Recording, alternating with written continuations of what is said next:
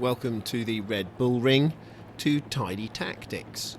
And what were those tidy tactics? Well, they were, starting in second place, to stay behind S Nova 3 and not disturb his line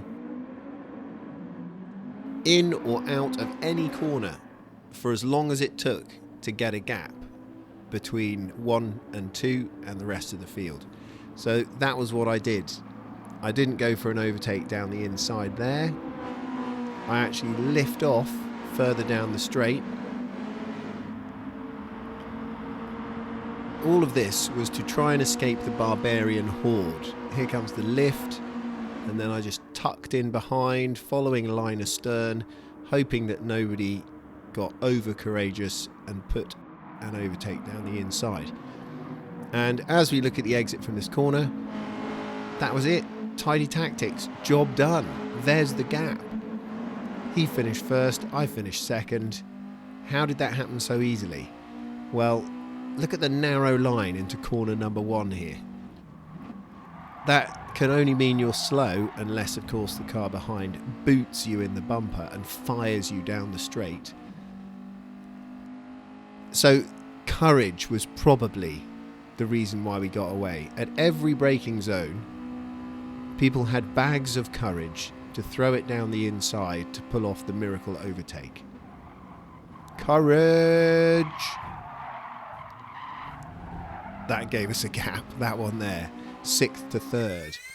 Next braking zone. Courage! Nuno Valente on the inside with a 2-second penalty. Next long straight. More bravery to behold here. Who's it going to be? Well, actually, it's a Honda Civic. Down the inside like a missile. And Jay Gorales there decides he's had enough and he's off. He in fact appears in the next race and races with intelligence and skill.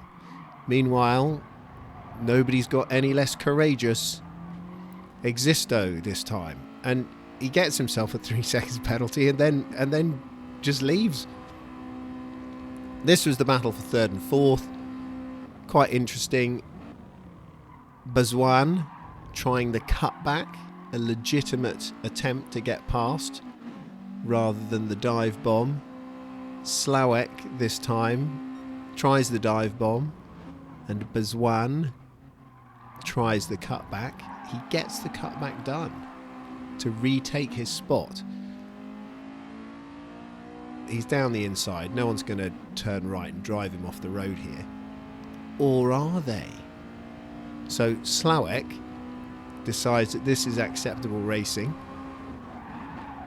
and creates carnage for himself.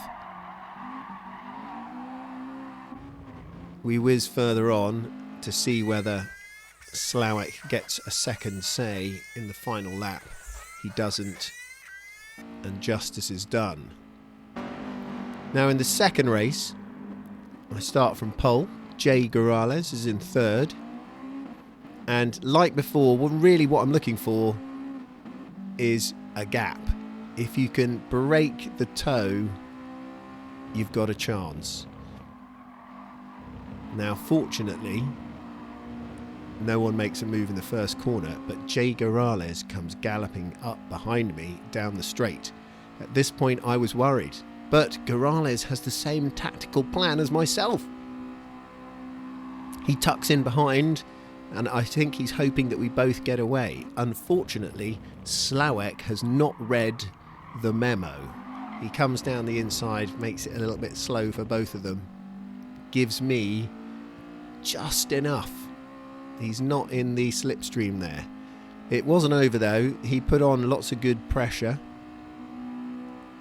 And as you can see, I don't get away, but I'm just far enough ahead, but not very far, so that if I make a mistake, I would drop into his clutches. Watch his rear right. That's just over the line. Really unlucky. And that drops him into a lot of trouble. I didn't know he had that penalty, so I worked pretty hard to try and break the toe here.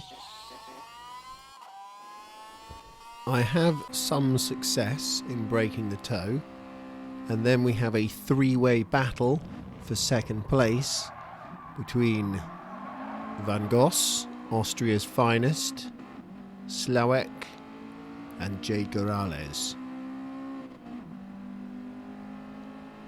Gorales takes his penalty.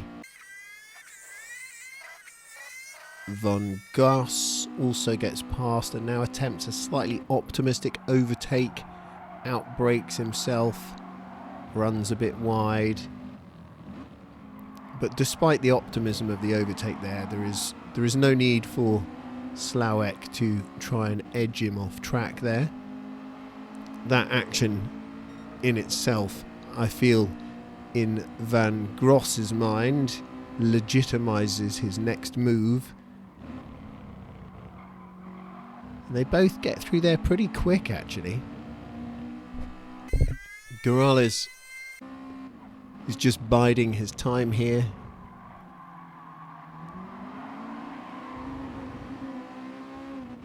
And now has the opportunity to try and make a move down the inside.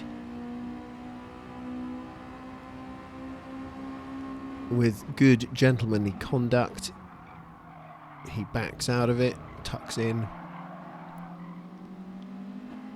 And that's... Now he tries the outside, and I feel that that is a hip check, a deliberately ungentlemanly bit of shifty behaviour that puts him a bit wide. He chases hard, however, and looks to overtake down the inside, which is the right time. It's the last lap, why not? But Slawek comes across nowhere near the apex, and very unjustly Gorales gets a 2-second pen. Now really we want to see Gorales recover his spot. He deserves to do so. He's been racing well, but it doesn't look likely until Austria's finest arrives. Van Gross eases him gently into the gravel and heads off in hot pursuit. Slawek appears to be out of the picture. Van Gross makes a decent overtake, but then we're forgetting that Gorales has a penalty to take. Surely he's not going to drop in behind Slawek, and thankfully he doesn't. Thanks for watching. If you enjoyed that, please give it a like. Think about subscribing. Bye for now.